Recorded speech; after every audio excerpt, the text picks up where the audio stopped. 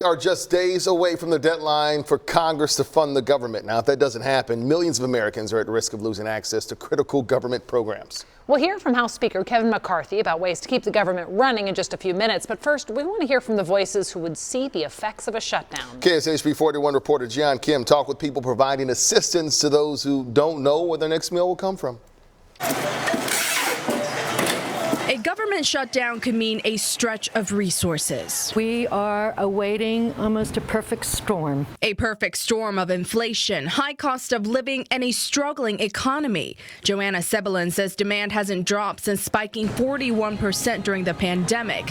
A government shutdown could send things over the edge. We can probably go through October.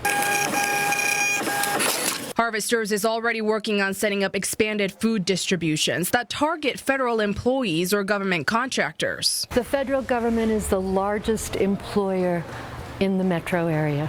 More than 38,000 people could be affected. We're looking at, beefing up mobiles if we have to get it to where people are that may never have had to use a pantry before. According to the U.S. Department of Agriculture, people in the SNAP program will receive benefits through October, but beyond that, nothing is guaranteed.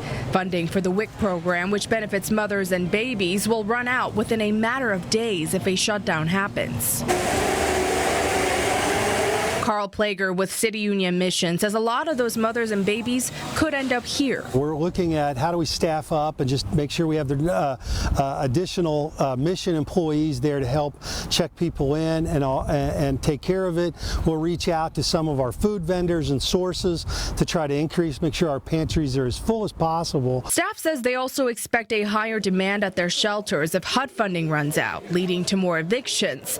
While City Union Mission doesn't get direct funding from the government, Plager says they'll see a lot of secondary effects. Really, right now, we could use your help because that increased demand, and right now we have an economy that's not as strong as we'd like it to be, and that affects our donations. Jian Kim, KSHB 41 News.